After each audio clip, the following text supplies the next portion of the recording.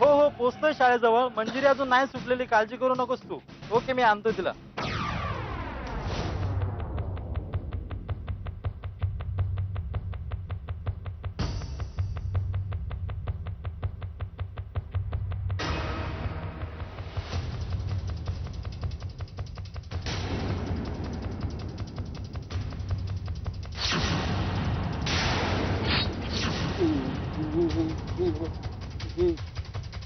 मंजिरी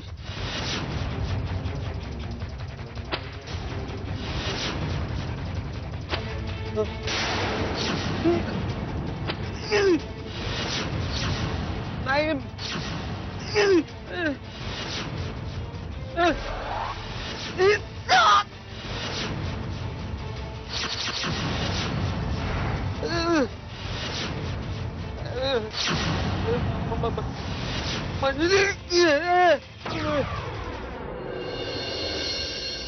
चल परत. अहो चल ये इकडं. अहो, आजी अगं मला सांग काय झालं तुला? अहो, हा? काहीच नाही झालंय माझा. तुम्ही ऐका तर मी. तू आधी इथं बस बघू. बस इथं. सत्य धावत धावत आला मला सांगायला लागला तिला कसनसच होते म्हणून. तर तुला काय ग फुसफुसच्या वासाला काय व्हायला लागले काय? अहो, नाही काहीच नाही. मला जर असं मळमळल्यासारखं होत होतं आणि चक्कर आल्यासारखं झालं, पण आता ठीक आहे. अगं सत्य आहे त्यो. त्याला तुझी किती काळजी आहे काय विचारू नकस बघ. म्हणजे कसं असते की तुला सशाची गोष्ट ठाव आहे. पान पडलं त्याच्या अंगावर, मग आभाळ कोसळलं म्हणून बोंबा ठोकत बसला बघ त्यो. तसंच आहे सत्याचं.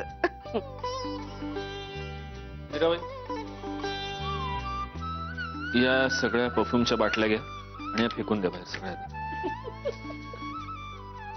काय झालं? काय ना रे, उगा आपली लहानपणची गोष्ट आठवली तुला सांगितलेली.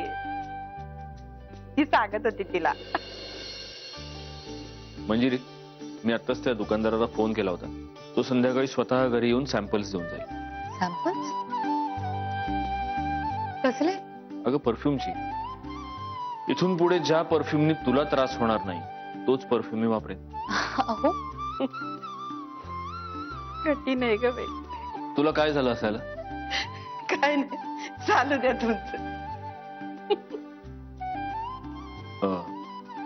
येतो आणि प्लीज काळजी घे.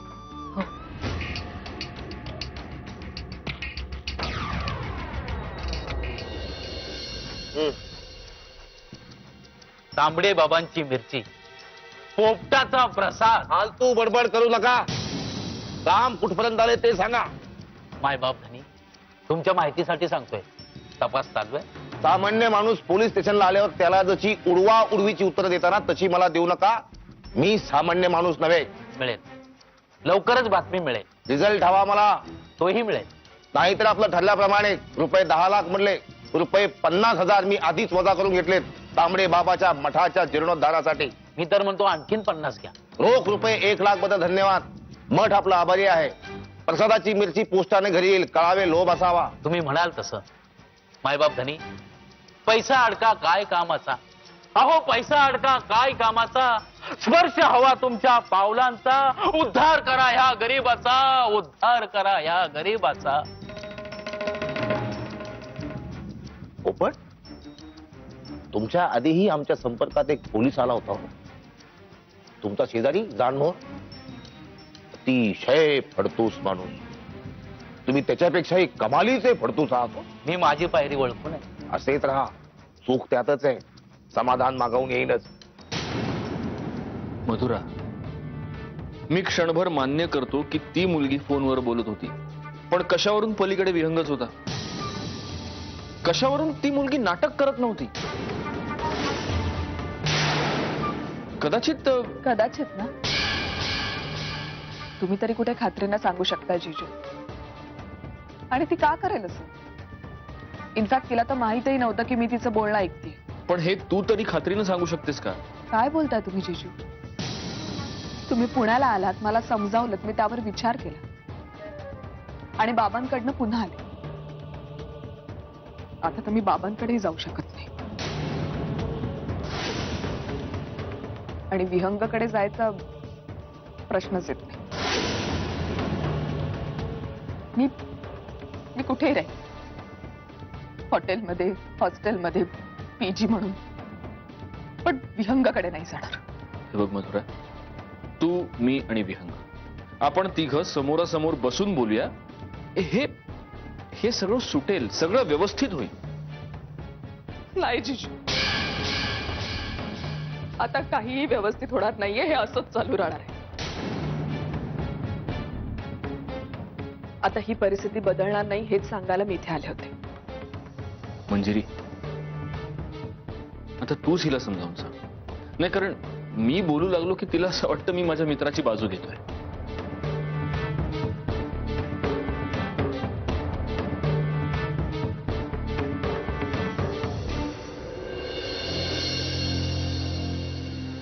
मधुरा,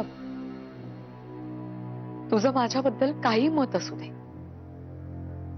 पण मी मोठी बहीण आहे तुझी.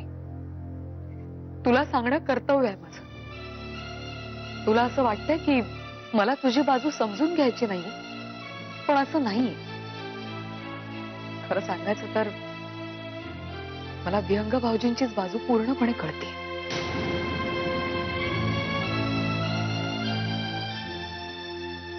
एखाद्या व्यक्तीवर आपण जीवापाड प्रेम करतो आणि तीच व्यक्ती जेव्हा आपल्यावर संशय घेते, नको नको ते आरोप करते, तेव्हा आपण आपलं सर्वस्व गमावू शकतो. एखाद्या व्यक्तीकडून आपण आपल्याला समजून घेण्याची अपेक्षा करतो आणि ती व्यक्ती आपल्यावर आरोप करते, तेव्हा काय परिस्थिती उद्भवू शकते हे माझ्यापेक्षा चांगलं दुसरं कोणी तुला सांगणार नाही.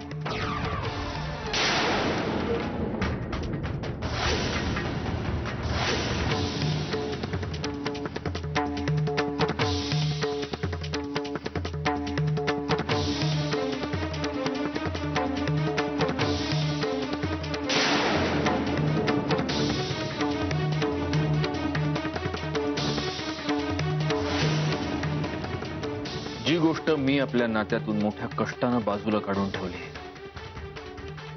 ती गोष्ट पुन्हा पुन्हा उकरून काढून मला, स्वतःला आणि होणाऱ्या बाळाला त्रास देऊ नकोस. माझी विनंती आहे तुला.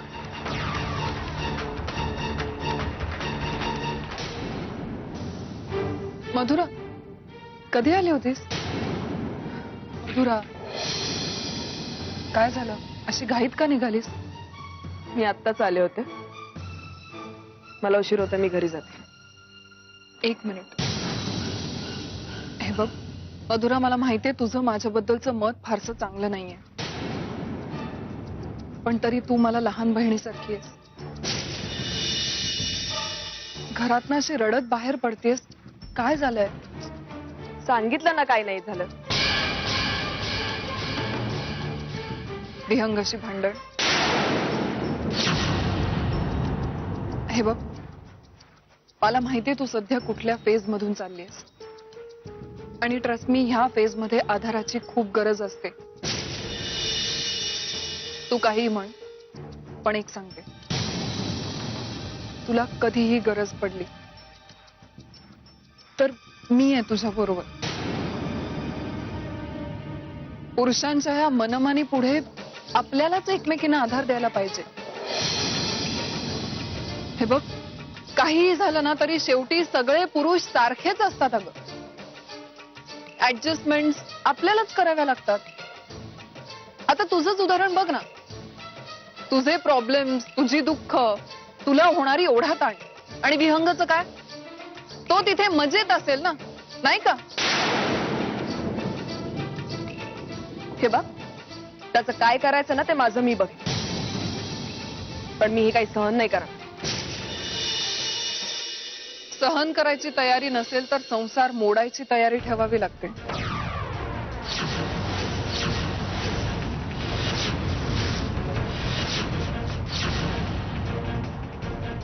माझी तीही तयारी होती, पण जिजूंच्या शब्दासाठी मी काय सत्यजितशी तुझं बोलणं झालं? हो कसं असतं ना, तुझ्या नवऱ्याचं बाहेर अफेअर आहे म्हणून तू संसार मोडायलाही तयार, आणि तो संसार मोडू नये म्हणून शब्द टाकणार कोण? सत्यजित मुधोळकर, ज्याचं स्वतःच बाहेर एक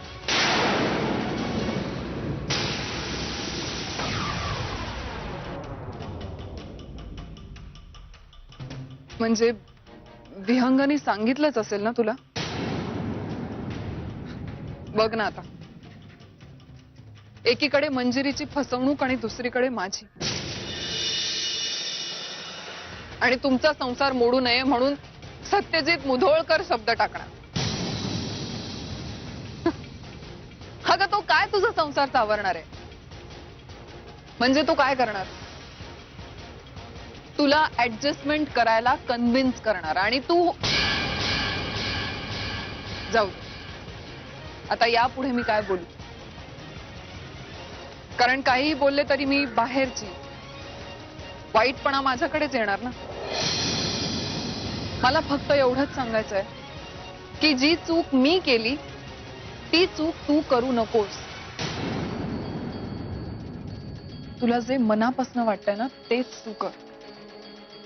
उगाच इमोशनल होऊन डिसिजन घेऊन नंतर किती त्रास होतो ना हे मला माहिती. तुला तो त्रास होऊ नये एवढंच मला वाटतं. बाकी तू हुशार आहेसच.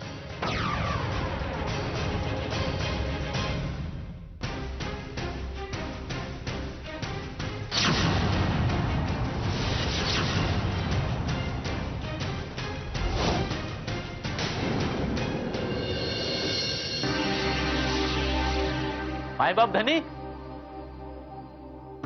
मायबाप धनी, मायबाप धनी. इन्स्पेक्टर साहेब तुम्ही? संखे, बसा बसा. संखे काय करताय? काय हो साहेब, जमिनीवर वर बसा ना. चूक करताय संकेत, चूक करताय.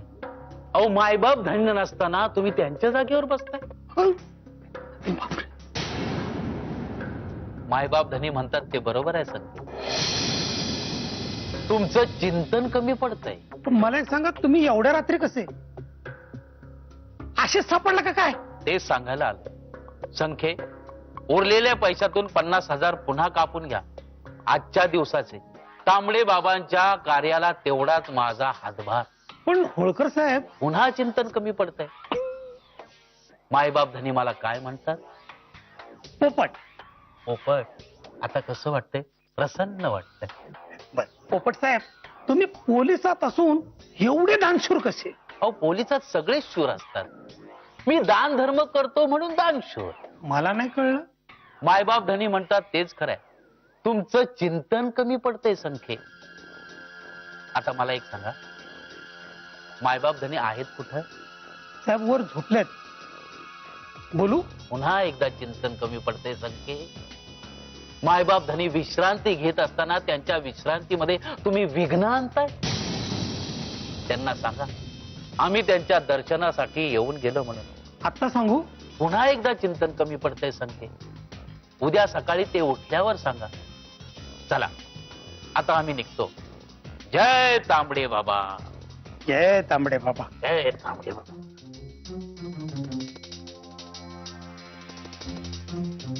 हा माणूस वाटतोय तसा नाहीये.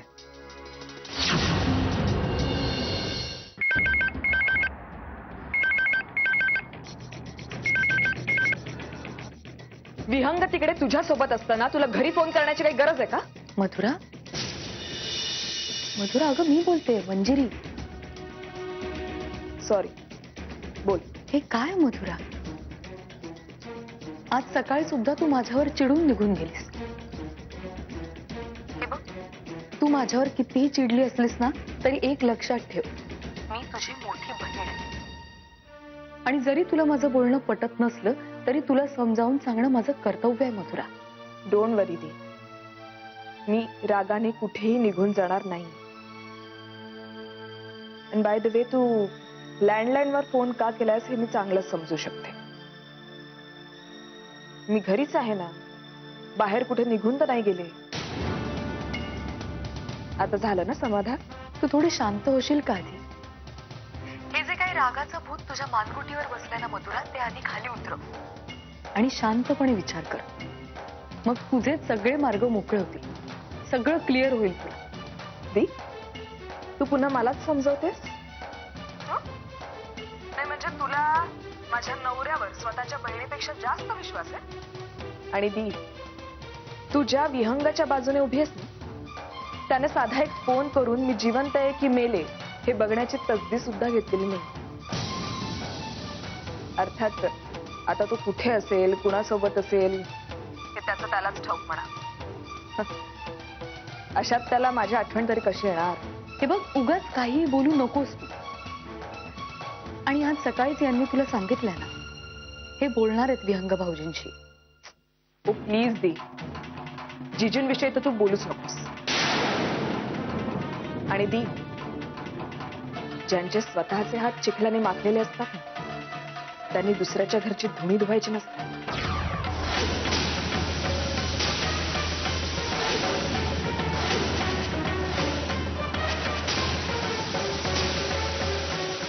मधुरा, तू काय बोलते त्याचा अर्थ कळतो ना तुला? जाऊ दे ना दी, मी कशाला उगाच बडबड करते. चल ठेवते फोन. मधुरा, ज्यांचे स्वतःचे हात चिखलाने माखलेले असतात त्यांनी दुसऱ्याच्या घरची धुणी धुवायची नसतात.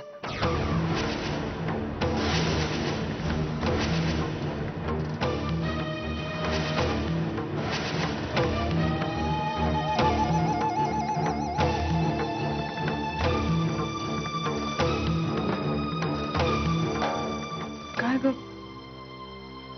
कुठल्या विचारात हरवलीस?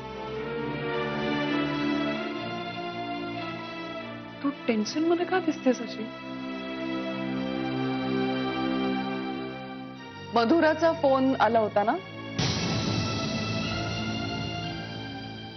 मंजिरी, तिच्या बरोबर सगळं व्यवस्थित?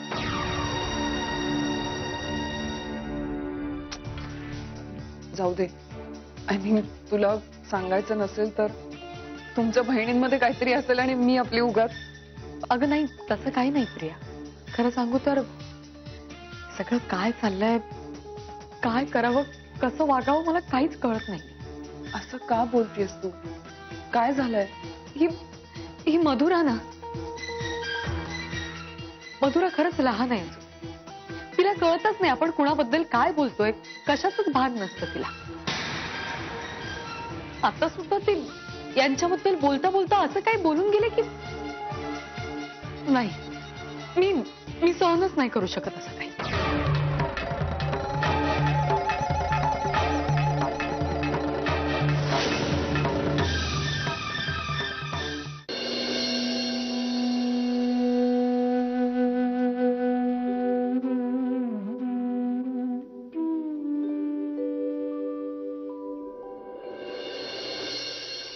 काय झालं?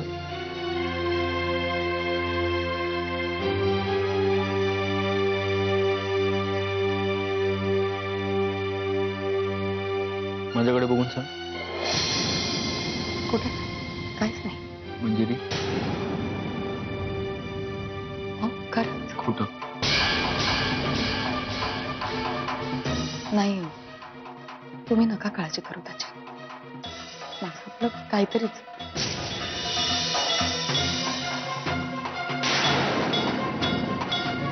माझी शपथ घेऊन सांग मंजिरी.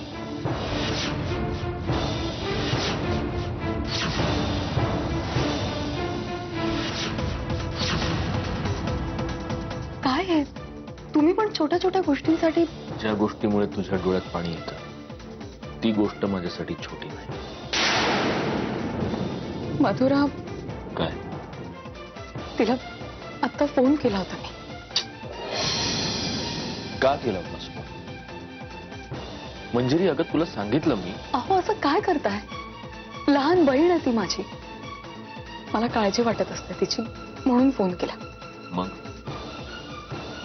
मग काय नाही, हेच मी तिला म्हणाले की हे येतील घरी आणि बोलतील विहंग भाऊजींशी, तर चिडली माझ्यावर, काही ऐकूनच घ्यायला तयार नाही. मला म्हणाली जिजूंबद्दल तर काही सांगूच नको. ज्यांचे हात चिखलाने माखलेले असतात त्यांनी इतरांच्या घरची धुणी धुवू नये.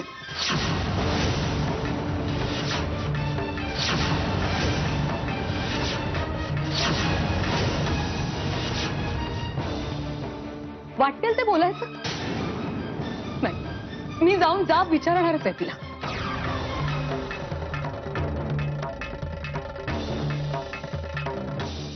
हे बघ मंजिरी, तू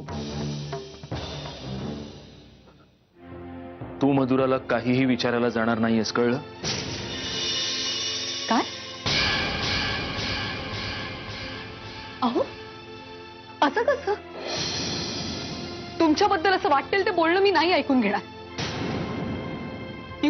मी उद्याच विहंग भाऊजींकडे जाणार आणि बोलणार आहे तिच्याशी. ती काही बोलेल आणि बाकीच्यांनी तिला काहीच बोलायचं नाही. ती काय बोलते या गोष्टीची जाणीव नको का व्हायला तिला? मंजिरी, तू उद्या कुठेही जाणार नाहीयेस, कळलं? आणि मधुराशी किंवा कोणाशीही तू याच्याविषयी काही बोलणार नाहीस. हे बघ मंजिरी, मधुरा सध्या स्ट्रेस खाली आहे. आता त्यावरात ती काहीतरी बोलून गेली असेल, त्याचा काय एवढा इश्यू करायचा? अहो नाही, ती काय बोलले तिच्या बोलण्याचा अर्थ तुमच्या लक्षात नाही येत आहे आणि म्हणून तुम्ही म्हणताय की तिला शांतपणे समजावू म्हणून. बस, हा विषय इथेच बंद. आणि बंद म्हणजे बंद, कळलं? आणि मंजिरी, दरवेळी मी तुला असं काहीतरी सांगतो पण तू तुझाच शहाणपणा करून तुला हवं ते करतेस. पण यावेळी ते चालणार नाही, कळलं? चल झोप तू, चल.